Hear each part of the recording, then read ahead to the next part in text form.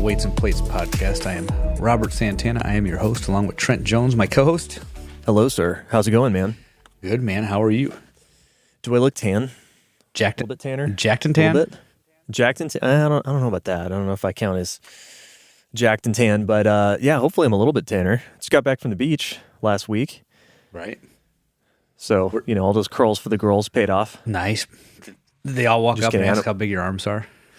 They did, yeah. I had to just fend them off. I'm like, hey, I'm married. How about Sorry. How about that meme where they're like, what you think will happen when you bench 225? And like they show the chick like walking up to the guy, Right. And then it's like what actually happens. It shows Rocky and Apollo Creed hugging each other on the beach. That's exactly, Right? It's for muscles are for dudes. It's The it's muscles true. are for other dudes. Yeah, you don't have to look very far to figure that one out. But yeah, it's still cool. No, I had a good time out there. I was coming back, today. This is Tuesday when we're recording this.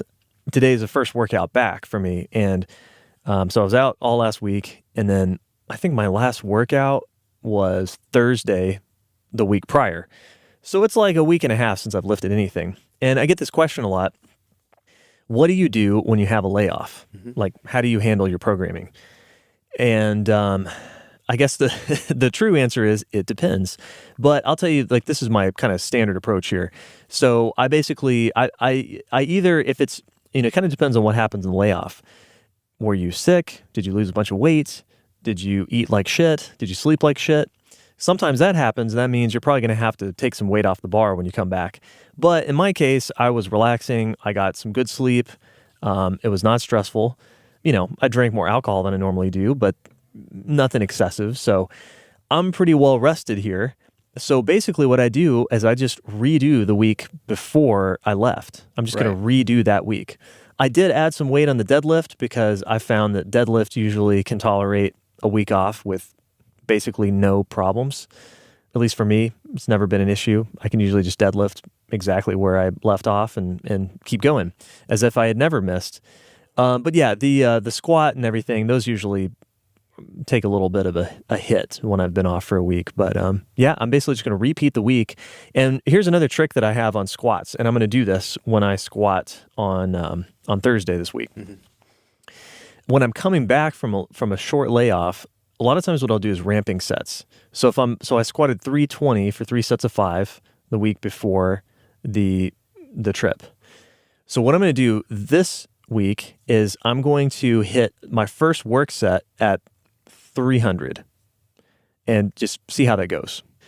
I expect that'll be not too bad. So then I'll make a jump to 310 and I'll squat that for a set of 5. And then if that's all good, then I'll make a jump to 320 and I'll hit that for a set of 5. So I will end my progression, my little ramping progression there at 320, which is where I left off the week prior. And then the following week, I'll either repeat 320 for 3 sets of 5, or I'll do 325 for 3 sets of 5. It just kind of depends on how things are moving. If it's moving really well, I'll probably just go ahead and add 5 pounds. But that's a little trick you can do specifically on squats, and I find that helps if you're the kind of person where taking a week off of squatting really just throws you off, and if everything feels like 1,000,000 pounds, you can sort of like get a running start into it where you don't have to like do sets across right off the bat, but you can just ramp up into it, and then the next time you squat, you'll be fine. Yeah, So when we're talking to novices, we're always talking about how progress is fairly linear. And same is kind of true with intermediates, but that doesn't mean that it's linear every single workout or every single week. Like, shit happens, No. like you traveled, right? Yeah, right. There comes a point where you have to expect that, shit's going to not be linear, it's just on par for the course. Life is not linear, but if you're working towards something and you keep showing up, things are fairly linear, in the beginning, workout to workout, week to week, month to month, year to year. I get a little bit stronger one year from the previous year, but that doesn't come with missed lifts, getting sick, traveling, skipping workouts, like I don't do that very often, but sometimes, I'll work out 2 days instead of 3, and then I'll pick it back. Right. It doesn't happen all the time, but it's known to happen. All of us will skip a workout at some point because some bullshit happens, Mm-hmm. And all you got to do is just, start back up, start adding weight to the bar, and go from there. I recently had a guy with a 7-year layoff. He just started back up, and we're just running him through linear. And, he just he asked me, he's like, are we going to just keep running linear? And then I'm like, no. And he didn't want to. This is a type of person who did not want to. And I was like, no, but, some of your movements, got lost. You get kind of stale with the technique if you're not practicing it. And, I want the higher frequency right now so you can kind of reestablish that before we move on to something else, and which we will, But, yeah. there's... So was this person pretty strong? Were they pretty strong before the layoff? Oh, this guy pulled 600. Oh, okay. Yeah, All right. So that's interesting. Yeah, interesting. yeah. So he's been off for 7 years, but I would guess has probably retained a fair amount of that strength, even with that amount of layoff. Oh, yeah, absolutely. And the thing about that is, and I remember Rip talking about this with cyclists, is when you've been strong before, you go in, your muscles are still strong, and you just think you can just start heavy or make humongous jumps. I've seen this many times before, but your connective tissues and your joints are not ready for that shit yet. And what I find is, a guy will start, maybe 135, 185 on the squat. And then you might allow 205 the next one, maybe 225 the next one. But then, you get these guys will go 225 to 275, right? Right. 275, 315. To 315, yeah. And then it's like my hip hurts or my knee hurts or whatever, and I'm not singling anybody out. I see this all the time, I see it with younger guys too that are doing the LP. They just want to keep going, and have linear forever. So, the reason we're talking about this is because in this line of work, I'm usually helping people learn how to move, add weight to the bar, get stronger, and eat better.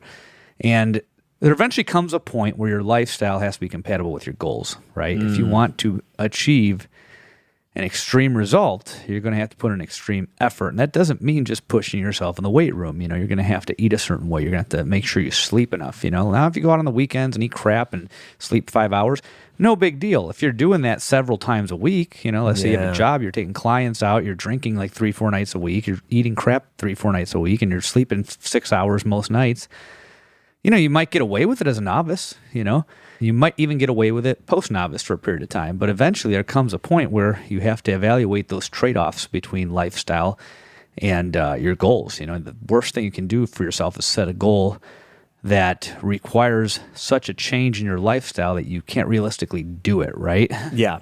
That's really what we're talking about, right? Is I talked about what do you do after a layoff, but what's embedded in that is that we're assuming that you're going to be showing up to train for the foreseeable future, right? Like in perpetuity. Yeah. You're not going to be doing the same thing in perpetuity, but training is a very long-term project, and we're never really done.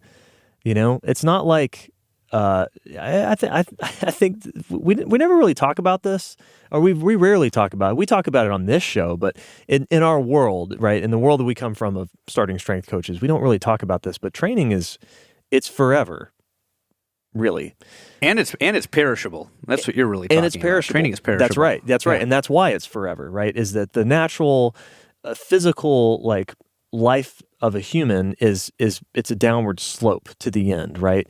And and that happens regardless of what you do, whether you train or you don't train. There's a slope down to the end, and everyone's slope is a different length. You don't really know how long it's going to be, but what we do when we train is we try to make that slope as flat as we can, is so that we're functional and we can live full lives until the very end. But that decline comes whether we want to or not. So what we have chosen to do here, and what you, dear listeners, have chosen to do, is to train and to make this a part of your lifestyle. It's a forever thing. And I think that, I think most people are on board with that. Most people that want to train with me at least, they want to be healthier. They want to be more fit. They want to be more functional people, and they understand that strength is an important part of that. But yeah, what you just pointed out is that there's a breakdown sometimes between that, hey, I want to get strong because I know strength is important for quality of life and for function. And then there's some people who want to go beyond that, and they want to achieve a physique result that's above average. And there's a breakdown sometimes in what the lifestyle looks like between lifting to get strong and healthy and lifting to get a good physique. Now, here's the real kicker, guys. Yeah. Because what is, let's start with the strong part. Like the same concept that I'm about to hit on can apply to the physique part. Let's say that, you have modest strength goals, right? Like, you're not trying to compete in powerlifting. You're not interested in deadlifting 600, 700 pounds or squatting 500, right? Let's just throw some numbers out there.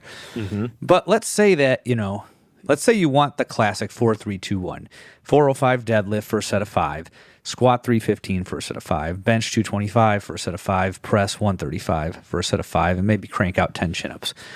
That's not even remotely competitive in any weight class in powerlifting, right? Right. However, let's say that you have a very above average IQ and a very low vertical jump, because we've worked with these people, right, Trent? Guess what, dude? If you have those goals and you fit that phenotype, you're going to be training like a power lifter. You're just not going to get powerlifting results. That's right. Yeah, that's right. I mean, there are guys that have been in it for.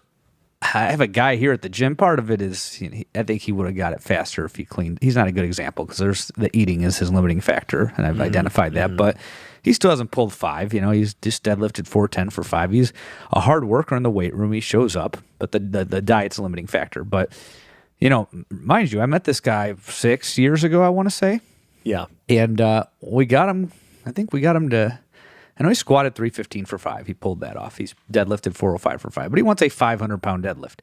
And to get a 500-pound deadlift, you have to work. Most people have to work a little bit harder. We're excluding these guys that kind of get there in a year or two. We're not talking about you. Yeah, no. But, I have guys more extreme than him, though. Like, I have a client right now who's actually doing quite well in the deadlift. Decent on the press. He just pulled 345 or 350 for a set of 5. And he was a 135-pound skinny fat guy. And he has a very high IQ. He's in a PhD program in his early 20s. If he's listening, you know who I'm talking about. We have a call every month. He knows it's going to suck for a couple of years, But he's not working hard to squat 500, He's busting his ass to squat over 300 right now. He'd be thrilled to squat 3 plates, but because the genetic makeup for that isn't there. Like, he's struggling hard with the squat. We got him to the mid 2s, which is great for him. And he hasn't, I don't think we've even worked together for a full year yet. But we got him to the mid 2s. He gained all the body weight necessary. His friends were making fun of him a bit because he got pudgy. Yeah. But, he was 135, 140 pounds. Now he's 215, Okay. And he's about yeah. 5'8", 5'9", and he just said, fuck it. If I get fat, that's fine. As long as the weight on the bar justifies it, we'll peel it off later. He's in his early 20s, people. Like, he's not going to stay there, Right. But here's where it's interesting, because these guys that are really strong and in these lifting sports are so detached from what you typically see in the general population. Mm-hmm. This guy's benching in the mid 140s and having a hard time. And if he misses a workout, his bench goes down, goes down. Right. He can't get away. And he's asking me, he's like, does everybody go through this? And I'm like, yeah, except some people just go through it with heavier weights, dude. It's just right. You're just having a hard time, But he's pressing 115 for a set of 5, which is decent. You see that more. That's more common. But his bench is abnormally low, and I'm looking at it and I'm like, to put another 90 pounds on this bench, which is probably what he really wants long term, 2-plate bench for a few reps. It's going to probably it'll probably take him like 2 to 4 years, and that's what I've told him. So if you're listening, it's the same thing I told you. Nothing's changed. 2 to 4 years, just to do what some of these guys do in the first year and a half. Exactly. Yeah. I mean, I was thinking about that the other day, and because we're always blind to like our own abilities and where we stack up, and when I think about it, I'm like, yeah, genetically, I'm pretty dang average as a lifter. I'd say, I'm a little above average, maybe in the overhead press. I've pressed more than most people, especially at my body weight. But, I am nothing special. And for me, I pulled 500, but it took me 5 years to get there. And that was pretty solid progress all the way through. I had some headwinds so to speak. I started a business in that time, and I left a steady corporate job. So that was really stressful, and that threw a big wrench in my training for a long time. But I trained through it, and I made more or less pretty steady progress. And I was in my later 20s at the time. So, I had that going for me. I wasn't 45 and doing this for the first time. Mm-hmm. But yeah, that's true. It takes several years really to see these numbers manifest. Like when I met Rip, and mind you, I think I bought into this in part because of where I was at with my own lifting. Like just me fucking around in the gym for 10 years or however long. I was about 11 years. I was just fucking around before I found his material. Yeah. And I had a 315 squat. I have video of that, May of 2013. This was before I started doing starting strength. 315 squat, below parallel, incorrect form. So it's probably even stronger than that if I'd learned the technique better. But I squatted 315 for single. Power lifters will laugh at that and say women squat that. Yes, they do. I've trained some that can squat that, squat more than that. But the point is that like when you start working with people from the general public and try to teach them to do this and run up their lifts, a lot of them aren't squatting 315, dude. And that's right. Exactly. They're certainly not getting themselves there fucking around either. So right. I'm not sitting there to toot my own horn. I don't think it's that strong when you factor in the extremes, But when you remove the extremes and compare me to middle of the bell curve or to the left tail, I did pretty damn good. There's not a lot of people that do that. There's not a lot of people outside of lifting sports or just sports in general that require a lot of strength and explosiveness. You remove those people from the equation, there's just not a lot of guys going in there squatting 315. It's just not happening, especially when you control for body weight and you look at like middleweight guys, middle to lightweight guys. It's not happening. I was 167 pounds when I started doing starting strength. I was squatting 315. I had a 215 for 5 bench. I could not get to 220 because I didn't have fractionals. Once I got fractionals, I got 250. It was pretty cool. Mm-hmm. But that's basically almost 2 plates for a set of 5 before doing starting strength. That's just me experimenting with bullshit on the internet, Right. And I had a 320 deadlift. I think I remember putting like a 2.5 or a 5 on the 3 plates. Then I'm like, I'm doing a little bit more than I squat. Great, I didn't know that like that lift can get very strong if you know what you're doing. I didn't know that. So like I look at that, then I look at people that hire me, and I'm like, I did pretty damn good just fucking around. I didn't do great. Of course, I wish I could. When it's me thinking about my own lifting personally, of course the standards are much higher and I get pissed off, I don't want this to come across as me trying to toot my own horn because I'm not that strong. I never claimed to be, But I've worked with hundreds, if not thousands of clients at this point, and they're not coming in where I was when I came in and sought out coaching. And a lot of them don't have an athletic background. I mean, think about how, I think the official data on this, and we don't know what the actual number is, there's no way to measure that, but the official statistics on muscle strengthening exercise, last time I looked at it, was that I think 23% of the U.S. population even does it. And that includes bands, dumbbells, circuit training, CrossFit's probably in there. It's not. So then when you TRX or whatever, pretty much, anything that makes your muscles contract that's not traditional cardio is a muscle strengthening exercise. So it could be pink dumbbells every single time. So once you start narrowing that down and get specific about the type of muscle strengthening exercise, I bet the people training with a barbell is even smaller, and the people that are competing in barbell sports is even smaller, right? Tiny, so you're talking about probably 1% of the population that even touches a barbell and lifts, and then an even smaller percentage that does it seriously and incrementally loads it, Yeah, so I don't know if those figures, when they say 23%, I've heard similar, right? That's it. The different surveys that are done. They're all roughly in the same ballpark. 20%, 30%, somewhere in there. Maybe a third of the country does something that And it's so there's what 400 million people in the U.S. Mm-hmm. So I mean, think about it. If we just do some rough math, I inflated that. There's 330 million people in the U.S. Mm-hmm. I was rounding a little hard there. So, if we say 23% of them exercise with some resistance, that'd be 76 million people. But we have to exclude kids, right? Probably have to exclude children from that. So, right. Whatever the adult population is, I'm going to Google that really quick. Very quick. It says 2020, there were 260 million adults. Round numbers, right? So 260 million adults. If 23% of them train, that's 60 million people. I can pretty confidently say there are not 60 million people lifting a barbell. No. Not even close, right? Fuck no. So 230 million people, adults, right, is what we said. Let's say, so 1% of that, right, would be 2.3 million people. Are there 2.3 million people lifting barbells in the U.S. right now? That even seems a little high to me, but I could believe it. I could believe it. But yeah, just let that sink in for a second. Like if you're into this and you watch strength sports, you're in a very, very rare, you're breathing rarefied air. Dude, I just got some stats here. I looked up. Yeah. How many people can bench 225 powerlifting, right? Okay, yep. And it says, here's the official data. According to strength standards compiled from more than 70 years of records on lifters aged 18 to 39, here's the likelihood you can bench 225. Untrained and novice male lifters of any weight will never bench 225. Intermediate male lifters who weigh 220 and above can bench 225. Advanced male lifters who weigh 148 and above can bench 225. Elite male lifters who are 114 pounds and above should be able to bench 225. Only elite female lifters who are 199 pounds and above should be able to bench 225. This gives us the idea of the type of person that can bench 225, but there's more to it. Here are a few more facts to help us understand how many people can bench 225. Power lifters aim to bench 170% of their body weight. See, I give myself shit. I think I benched 170% of my body weight, and I was like, it's not that heavy. It's not double, Yeah, right. Therefore, a good 140-pound power lifter and above would be able to bench 225. This is only a small percentage of people. In 2019, only 1 in 5 Americans belong to a gym or health club, but only 82% of Americans with a gym membership use it regularly. The average American man weighs 197 pounds. So most men couldn't bench 225 if they were intermediate lifters. Isn't that interesting?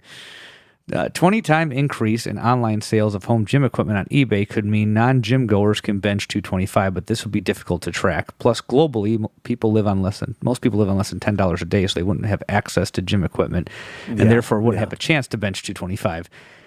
Anyone interested in increasing their bench press won't want to miss out on the rest of this post. Bench pressing 225 is a big goal we often work towards with clients. If they can achieve it, this is no small feat. Isn't that interesting? Yeah, I think those numbers ring pretty true, right? I would say so. Obviously, all those people aren't using the most effective training methods, right?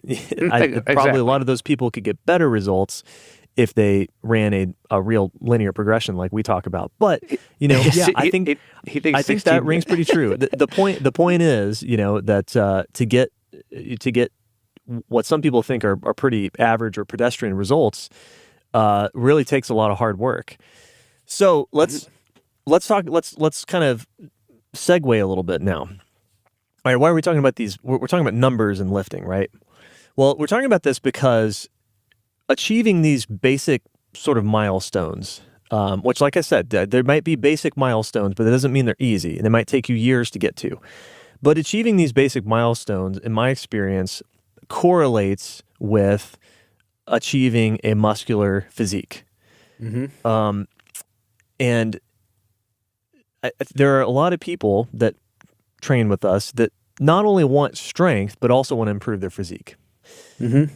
So now I want to talk about, okay, let's say you get to these milestones, right? We already established it might take a lot of work for you if you're average or below average. Mm-hmm. How much more work is it to then achieve this muscular physique from getting your numbers up, but then also with a reasonable amount of leanness to reveal the muscle mass? Yeah, I think these numbers, if we, I don't have any data on this, but I think that being both decently strong and decently lean, and by decently lean, I'm going to just say like under 20% body fat. This is going to vary wildly between types of body types and with genetics and stuff. But I'm saying like somebody who's not just fat in lifting these numbers, but someone who is decently lean in achieving these basic milestones, I think it's an even smaller number. Because I see a number. I see a lot of lifters out there in the community who have 20 to 25% body fat ranges, maybe even a little higher, that might be hitting some big numbers, but they're definitely not 15% body fat. You know what I mean? No. You saw what the guy said. They have to be 220 or above. And yeah, let's think about that, yeah. right? If your average guy is and if what, you're jacked 5'10"? if you're jacked at 220, you're benching more than 225, by the way.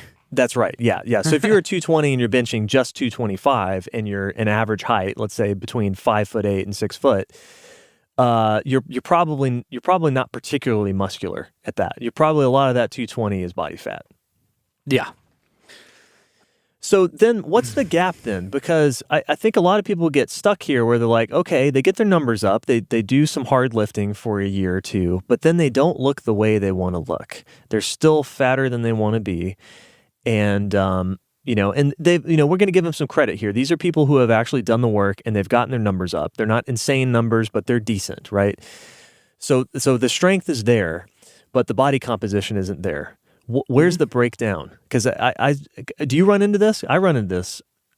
It depends what kind of numbers are we talking about, because the absolute numbers do matter. They do matter, right? So I'm saying, let's say we've got a guy here, a male, who's, under the age of 40, right? So somewhere between 18 and 40.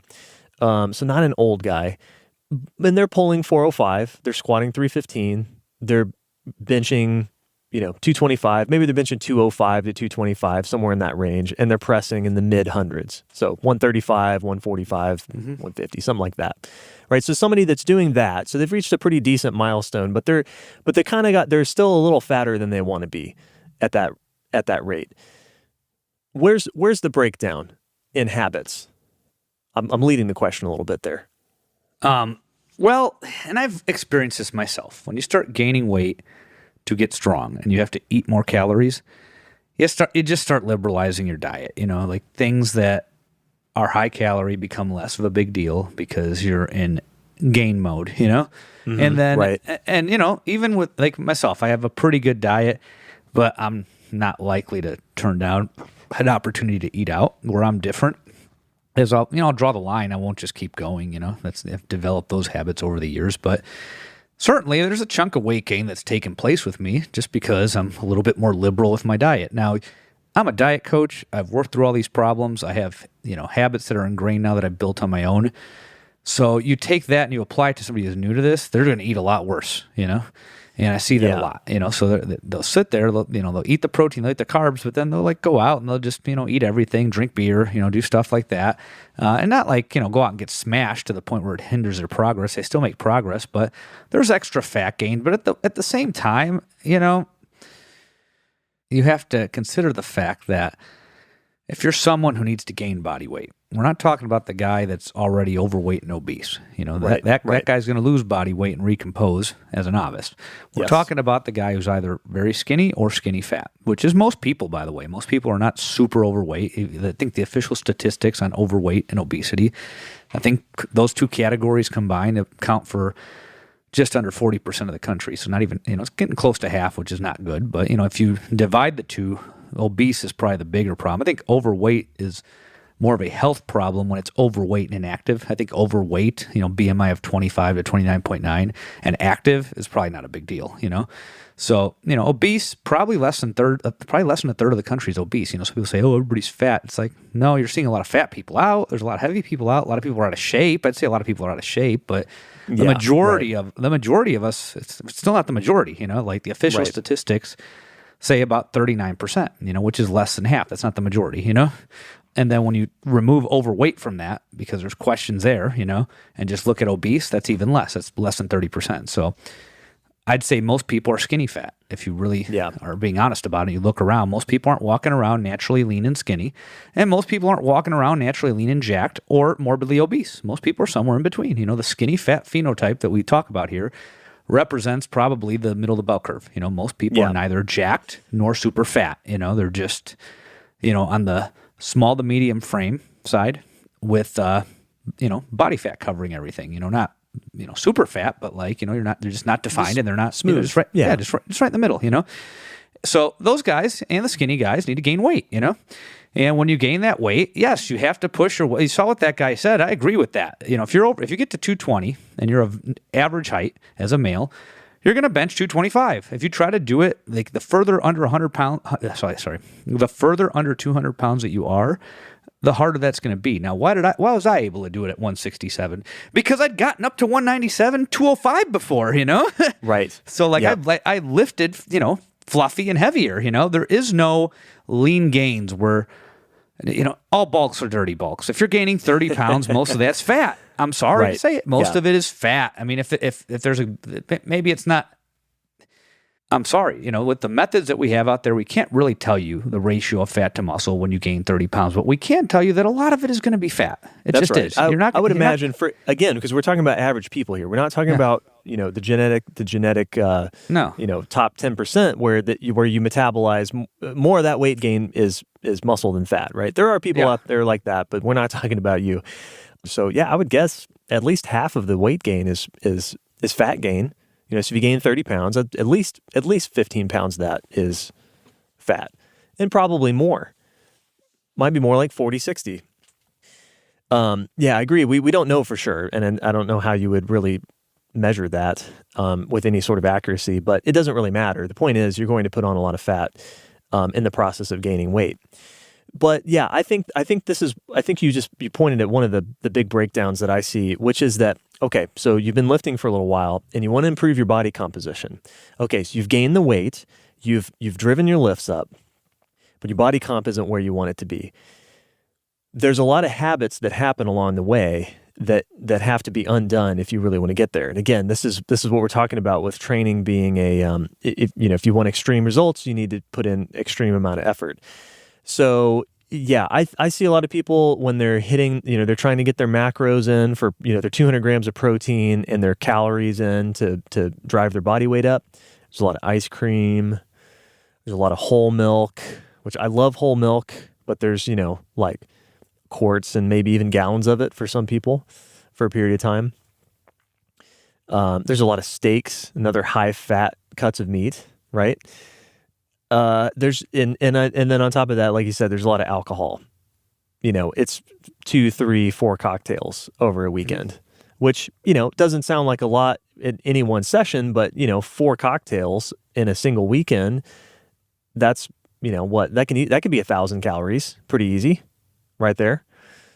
Extra 1,000 calories on top of the other things. So I think that's where the breakdown is. It's in the accumulation of habits that you have when you're gaining weight, and now you've gotten up to sort of a good cruising weight, let's say, but you need to dial in your body composition. Yeah, absolutely. Yeah, no, you're going to gain weight, and there's going to be body fat gain, and the bodybuilders will tell you that, speaking from 40 years ago, and this all has been debunked and blah, blah, blah, blah, blah. Well, knock yourself out, trying to get strong, lighter, try it. I mean, it works for women pretty well, but it just doesn't seem to work the same way for men. Yeah. And there's a variety of reasons for that. We've talked about it on this show. Men tend to build more muscle mass. They tend to store body fat in different places. Abdominal fat, as unattractive as it may look, as risky as it may be for cardiometabolic disease, changes the leverage on some of these lifts. It allows you to lift heavier. And, you're going to get the argument that, well, then when you get rid of it, you're not going to be able to lift that heavy. But guess what? You're going to be lifting heavier than you were trying to get strong before you gained it. So something is retained there. Can you measure this in a university lab? Probably not. You just got to kind of look at what seems to be consistent. All these big guys that tell you to stay lean, every single one of them got fat enough to have a gut when they were in their early stages of training. And you will see it, and they will talk about it, and they will call it a mistake, but they can't really prove that it's a mistake. What they can say is that it doesn't work the way it used to, because I've noticed that. When I gain too much weight, it does not work the way it used to. Right. You look at guys like Ed Cohen, right? He competed mostly at 220. And then when he had to get 242, he got his squat up, but he didn't PR the deadlift. I think, what was that, 1996? He squatted over 1,000, I think. Mm-hmm. But his best deadlift was in 1991 when he was 220, Yeah, right. He pulled 902, So probably for him being a short guy, he's like, what, 5'5", 5'6". He, I imagine his leverages probably were poorer on the deadlift. Absolutely. That extra body fat around the middle didn't help. No, that's what he pulled 888. Now the 902 was a modified sumo. With him it was pretty narrow, and then the 888 at 242 was conventional. So they were about 14 pounds apart. That's why I'll never give Ed shit for pulling sumo. I'll give other people shit, not Ed. But they're 14 pounds apart. But okay, let's say that he puts his hands outside his legs. At that point, at that level, is it going to be that much different? How much of a PR would he have gotten that day if he had trained it? If he trained at sumo, a few pounds, at 902, he's not going to go to 950, maybe. Right. At that point, it's negligible. So the point is, at some point, if you lift long enough, the body weight's not the limiting factor. Now, I will say, if you don't have big arms and big pecs naturally, and you know who you are, or you have short arms, you're going to have to offset that by gaining a lot of fucking weight. If you go look at a bench press meet, the big benchers have either big giant arms, huge pecs, or they're just fat. They're fat. Yeah, right. I right. hate to say, they're very muscular and they're on a bunch of steroids, but they're fucking fat too. There's a reason for this. Yeah, I mean, gosh, the world record holder right now, Julius Maddox. He's done. He's benching 800, I think. Has he done 800 yet? I remember he missed it because they fucking misloaded the bar on him, and he had to take another attempt, and that was he kind of tweaked his shoulder on the misload. But anyway, he's going to bench press 800 pretty soon. If he's very close, he's done like 795 or something like that. But yeah, the motherfucker's like 6'3" and over 400 pounds. He's a big fat barrel chested guy. Absolutely. Yeah, so I think that's another thing, right? That's another sort of pitfall you run into with folks that have gone through the novice linear progression and some intermediate training. They've gotten their body weight up, they've driven their lifts up, but the answer the first time was to get their body weight up, right? And that worked. It translated into the lifts going up. They built muscle mass. This is great. But then, they might, maybe they slim down a little bit. Maybe they get up to, let's say, 200 pounds and they slim down to 190 or something and take a little, their waist trims up a little bit. And then they try to go back up again. They're like, well, my lifts are stalling out. Let me go back up to 200, 205 maybe this time. And then the lifts don't go. They don't really move very much with that extra weight gain. I think here, I think the breakdown I see at this stage in the game for a lot of people is nutrition, right? They probably could be stronger at, let's say 190, but they're still eating like they were 165 trying to get to 200 for the first time. Right? Which means that, and what does that mean? I think it's a lot of fat is the problem, right? They're eating a lot of protein, a lot of fat, and alcohol they're under eating carbs. Yeah, alcohol is always a problem, right? Because that's essentially junk calories for our purposes, right? And to get to that level where you go from, let's say, 200 and you continue to get stronger while you go down to, let's say, 190 or so, and you're starting to trim up, that's going to require you to really dial in your nutrition there, which means you can't be overeating fat. You have to be eating enough carbs to fuel your training, and you've got to be able to make your lifts continue to go up while your body weight trickles down over time to recomp. Yeah, there's this phase. So basically, when you gain weight and you're not naturally, big fat guy or, a big guy in general, let's not even talk, I'm not trying to single out fat guys, they just, when I say it's just a different, they're in a, they're if you're different offended, episode for them. If you're offended by that fucking term, you don't understand us, the term fat the actual guys, fat people I know aren't offended by that, by the way. No, fuck no. Yeah, no. Fuck no. Like somebody got mad, like Eddie Hall is not fat. I'm like, I'm pretty sure Eddie Hall would admit that he was fat when he was competing.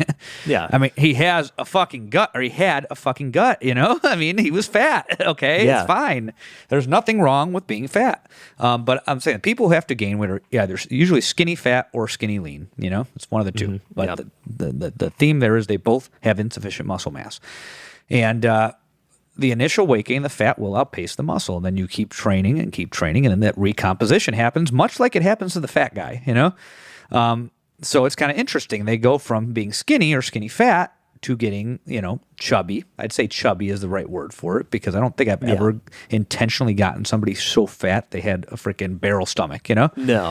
I've never seen that happen. No, but we get them chubby, and then that chubbiness becomes more solid as the weight on the bar goes up because remember, they are novices. So now the guy who started out skinny is now going through something similar as the overweight guy, He starts to lose body fat. The inches start to come off. He becomes more solid. His traps grow. His back grows. His arms grow.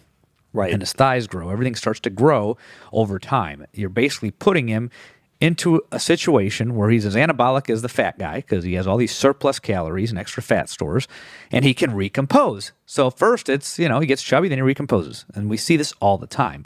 Yeah. And it's not a permanent state of affairs, Right. You just do it for a period of time. Then later on, when it comes to the management of weight, if these guys are concerned with their appearance, aesthetics, or health, let's say they're on the older side doing this, they don't necessarily want to stay that heavy for a lot of years, we might dial them down, make their weight go down 5 to 10% and then work it back up, these modest weight loss, weight gain cycles, right? Right. And then if they get to a point where they're like, I'm strong enough, even though there's no such thing, but that's us talking, if they get to a point where they're like, I don't want any more fucking PRs, dude, I just want to look good, then we might do like a big weight loss, a greater than 10% weight loss, we might drop them back down and, they're better off than they were before they started. We see this all the time.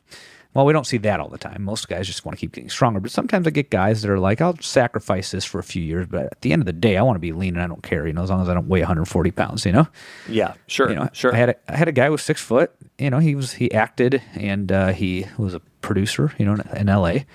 And I trained him for years and I got him to a 315 for 5 squat. I don't know if I got him to 405 on the deadlift. He definitely got past 365, so he was in the upper threes. We may have hit that. We're very close if we didn't. I think he hit it. And he benched quite a bit too. I can't remember if he got 2 plates. Definitely pressed 135 for 5. When he was trying to do this at 6 foot, 185, 175, 185, skinny fat, it just wasn't happening. When I pushed him up to 195, he was able to do that, which is pretty good because at 6 feet, like the motor morons, they have to get into the 220, 230, 240 range to do that. Yes, absolutely. So, he was able to pull this off without even breaking 200 pounds, which is pretty good. But at the time, I was kind of a newer coach. I understood the programming. I've been doing the lifts a long time, so I was competent enough to coach him. But I didn't realize, like now after coaching more people, I'm like, dude, that was pretty fucking impressive. I'm like, the guy stayed under 200 at 6 feet and hit all those numbers. Then when he cut down, he was at 170. It was just a thin. He looks like he's supposed to look for his job. He looks like every other dude in LA just with muscles. Yeah, I was about to say. Yeah, Probably for him getting to 220, although that would have been ideal for his progress, probably would not have been good for his career or something. I don't know. Oh no, he said that like near the end of that last mass cycle, like there were people at work that were like, "Hey, dude," they're like kind of looking over his belly, dial it in. Yeah. even though in the rest of the fucking world, it's not a belly, it's not a big belly, but in that industry, it is. And I think his wife, it was, I don't know if they were married yet, but his wife was like, when he got lean, she was like, you could get casted for like superhero stuff because the camera adds 20 pounds, Right. But it was pretty cool to watch. I've noticed that a lot of the support people behind the camera, even they're like, have that look. Like even they look like they're sort of like could have been an actor. Like they're not necessarily as handsome as the people on the screen, but they kind of have that certain look. They're lean, they're well coiffed hair. It's good jaw lines. Like even the guy running sound or whatever, they look like that too. It's weird, interesting industry. But so I think what you outlined there about getting chubby, right? I think I like that term. That's good.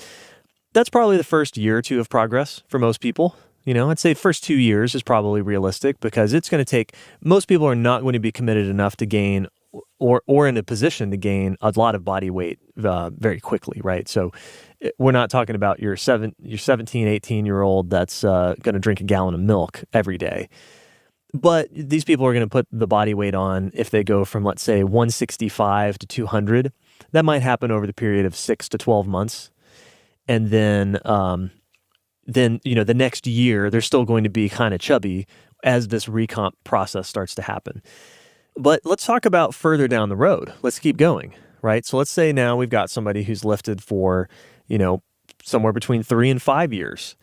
and they're still like they've made some good changes. They definitely look muscular, but they're not as lean as they want to be. They don't have that definition that they want yet.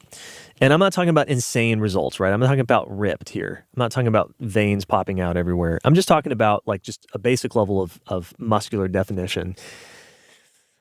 What does it look like for your clients who have done this? And you've done this too, because you've got down to be very lean. What does a day-to-day habit look like for these people? So competitive, you're talking about being competitive with it? I'm not, well, yeah, but for an average person, right? It's like we would talk about small B bodybuilding, right? Like nobody's going to step on a stage or anything, but it's just people who have gone the extra mile to really dial in their physique. So what are they doing differently that people who are strong but don't have that physique are not doing?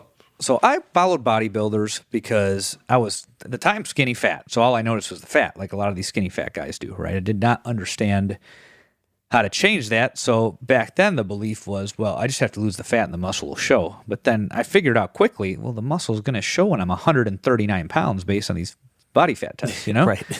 And, I mean, that's not an exact number, but it's probably not far off, Yeah, for you, right? No. And I'm like, but wait a minute, these guys that are jacked, they weigh anywhere from 185 to 245 or sometimes heavier. Ronnie Coleman was 300. He was Mr. Olympia at the time, So I'm like, well, I don't want to get as big as those guys. I don't think I can anyway, but I never had any desire to be a 250 to 300 pound animal, and it makes sense because I'm not built that way. If you're built like that, you're going to probably want to push your limits, Mm-hmm. But for me, I'm like, I just want a fraction of that, and I look at kind of guys in the men's health, men's fitness, they were like more medium-sized guys that were lean. And I didn't understand that airbrush and camera made them look bigger than they were, but they were probably like 175 to 185 pound guys. And I'm like, that's like, for me to get that lean, I'm going to be like 135 to 140. I'm like, how the fuck do I gain 40 pounds of muscle? Right. Yeah. Like I was doing this math calculation in my head, and a lot of guys don't think of it that way. They don't think of the body weight, but I did. I'm like, based on this body composition analysis, I'm going to have to weigh 135 to 140 pounds to be single-digit body fat, right? Which is what I believed. I thought 10% body fat means you're defined. That is bullshit. If you're weak, that might be true, but as I've gotten stronger, a lot of areas of my body stay defined even when I'm as high as 18%, And that's what I figured. Yeah. And I used to remember guys in like some of the bodybuilding forums, they'd say, mass allows you to get away with a lot more stuff. And I did not get it at first, but I kind of got it, I got it, but I never saw it because I wasn't training correctly. I wasn't pushing my deadlift. I wasn't deadlifting at all, but when I did sometimes, I wasn't pressing overhead, and I didn't care about getting strong at lower reps, and I would change the lifts a lot. I spent too much time on accessories. I did all the mistakes, right? But I was like, okay, these guys that are like medium-sized, 5'7" to 5'10", 175 to 190 pounds, and, probably realistically 9 to 12% body fat, probably around more like 10 to 13% is what they probably were, And what it takes to do that, because bodybuilders get on 5%, there's a bunch of crazy shit they do we don't need to talk about, but the average guy that's chubby, that wants to have visible abs and has trained and has gotten strong will probably get to where he wants to get that look, achieve that look once he gets under 15% body fat most of the time. There's variability depending on how some people will just lose belly fat at the very end and have to get to 10%. They'll get really ripped everywhere else. I haven't seen that too often, but I believe that does happen. So yeah, so most of the time, these guys are going to get down to like anywhere from 11 to 15% body fat and see visible abs to the extent that you'd see like, I guess an underwear model or a beach person, that's, when you think of these beach abs, versus a bodybuilder that looks like an anatomy chart, like that's going to take an additional amount of restriction where you're not eating in a practical way anymore. They're just consuming as little food as possible to get every ounce of fat and water off their body so they can get on stage.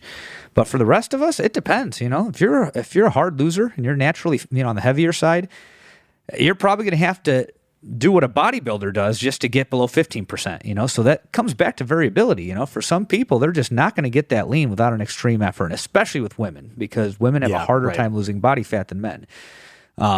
You might get a woman that, let's say, is 30%, 28%, You can get her down to 24, get her down to 20, and she has to work her ass off, and it's crazy, and she's barely eating and starving, and it really messes up their hormones and stuff, Yeah, right. So, right. For a lot of guys, getting under 15% body fat is doable, I think, for a lot of men.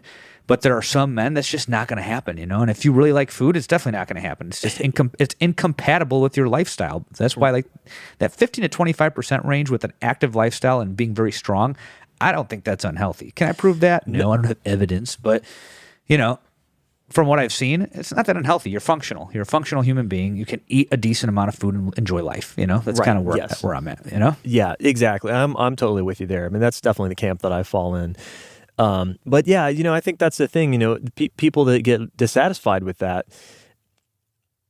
I think people don't realize that the ones who buy into the training, right? They're like, yeah, I'm bought in. I understand. We have to, have to be really strong to achieve those results, but they don't realize the sacrifice it takes on the diet side of things, right? Mm-hmm. It's like, I mean, pretty much everyone I've ever heard talk about dieting down to a significant degree and getting super lean, nobody drinks alcohol.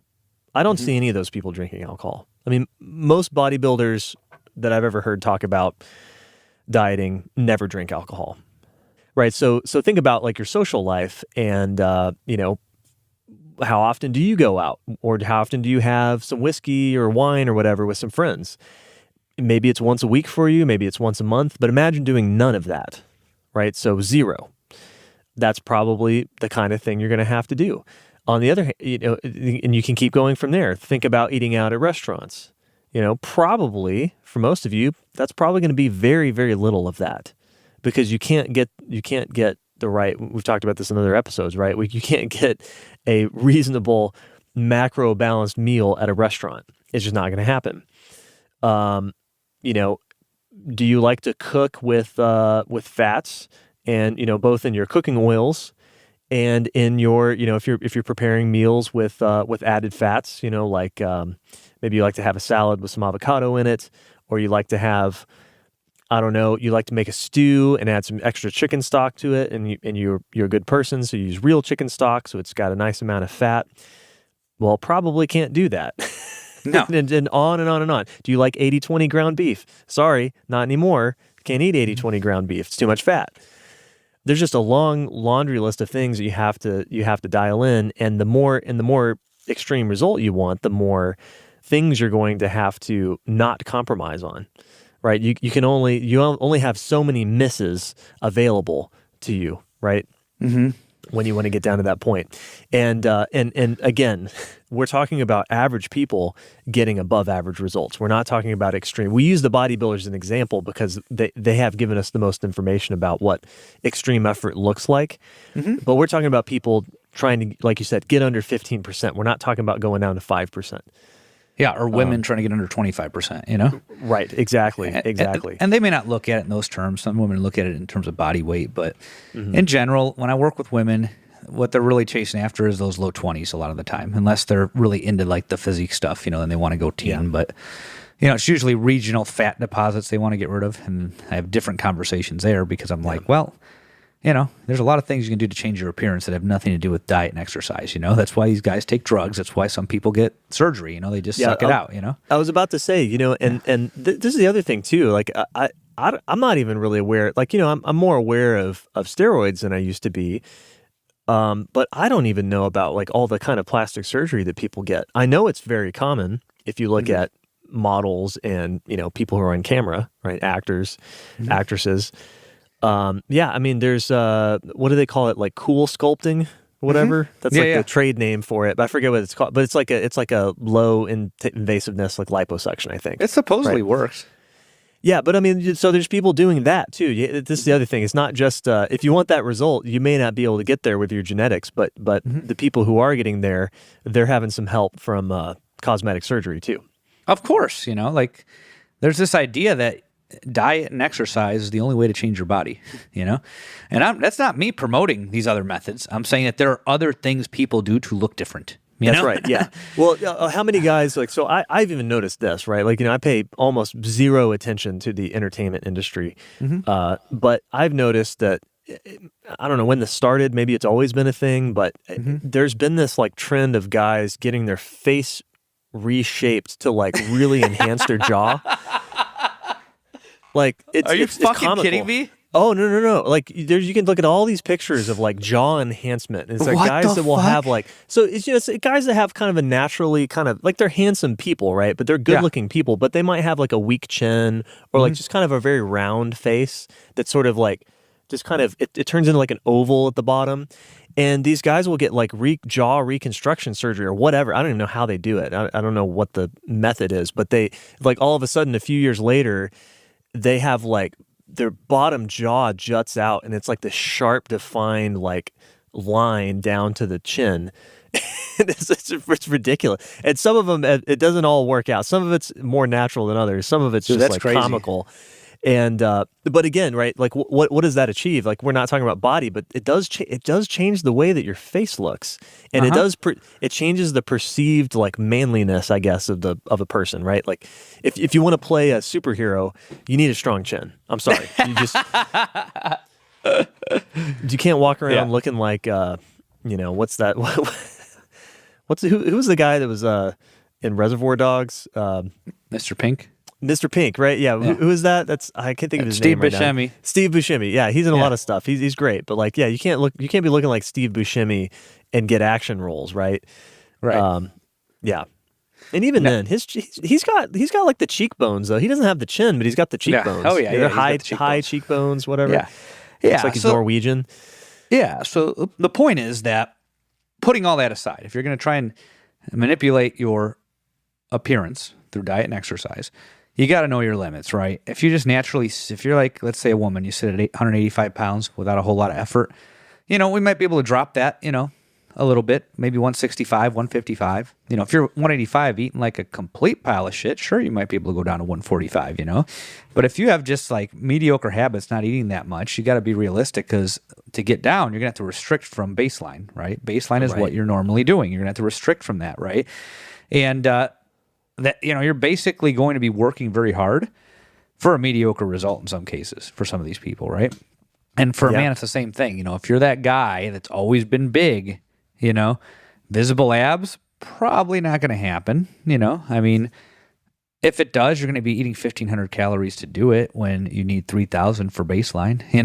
So, like, okay, maybe you'll do it once, but it's unlikely that you're going to get that lean. You might be a lot healthier and have a lot healthier, functional, have a better lifestyle, at a higher fat percentage than that. It doesn't mean that it's bad, but not everybody's going to achieve that. I think that more men can get a pretty decent amount of leanness than females just because of the hormones, the muscle mass, and the faster metabolism. You have more to play with. But some of us can't do it either. They can't get that lean. But, for the most part, if you put in effort, you can get under 15%. Can you stay there? Some people, yes. Some people, no. If you're not already naturally there, you're not going to stay there. For me to stay, I can stay at like, what was I? Last time I got down to 9. Wow. I got down to 9 last time fairly effortlessly for what it was. My breakfast was still 160 carbs for breakfast. I was eating 5 servings of oatmeal with Fairlife milk, vegetable egg white omelet, and I think I had a banana with that, yes, and 1 banana. So I think the total was 160 carbs for breakfast. So I was eating quite a bit of food. I didn't go keto, like they say, or carnivore. And I got down to 170. Then my body was just kind of like, yeah, fuck off. And I look at the pictures now, and I'm like, well, it's 9% body fat. Of course it's going to say fuck off. To go from 170 to 165 would have been a massive undertaking for what? So I can look like an anatomy chart? Like, I just don't think that's cool, Yeah. And as, the great Dom Mazzetti says, that's just for other dudes, And I'm not in this for other dudes, Yeah. So, I mean, if you are, that's on you, It's no judgment there. No judgment here, But my point is that, it's going to depend on your body, how lean you can get. But what we see every single time is a guy who gets strong or a woman who gets strong is always going to look more muscular and less fat. How much more muscular, how much less fat is going to depend on the person. But you're always better off strong versus lean. And now, if you want an above average result, then most people want a slightly above average result, when you compare it to the extremes. They don't want the extreme result. But for some of you, especially you motor morons, you are going to bust your fucking ass to be mediocre, Mm-hmm. You're looking at 5 years, man. You're looking at 5 years to get a mediocre result. So you better love doing this. I sure did. It took me 5 years to pull 500, And at that time, I was 175, and I was probably like 12% body fat, 13% body fat, something like that. And it took me 5 years to be able to do that. And if I were to get lean at that time, because I was coming up from being lean, I'd be in the low 160s. If I got lean now, I'd probably be in the mid 170s if I did it again. Yeah, right. And every time I do it, it gets a little bit higher.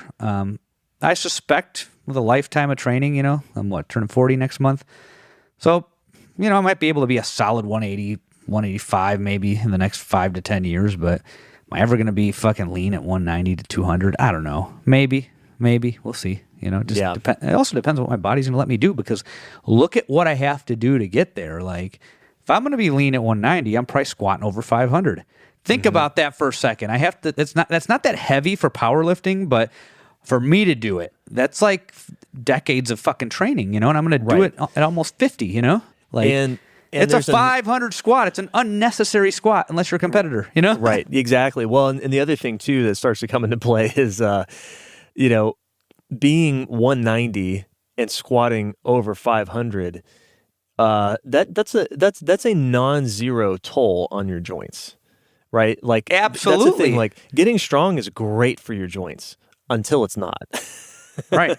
And most people will never get to that point until it's not point. But there is a point, right, where when you're squatting, that can be tough, and you especially get older, right? It starts to be really hard on the joints to be loading that heavy all the time, which what you're going to have to do to get to 500 and above. So I'm gonna have to squat 5, pull 6, and probably bench fucking 350 or something like that to be somewhere between 185 and 190, and in that mid-teens for body fat. Yeah, that's fucking crazy. It's fucking crazy. And to do that, guess what, guys? I'm gonna have to get to 220 to do that. Maybe 230.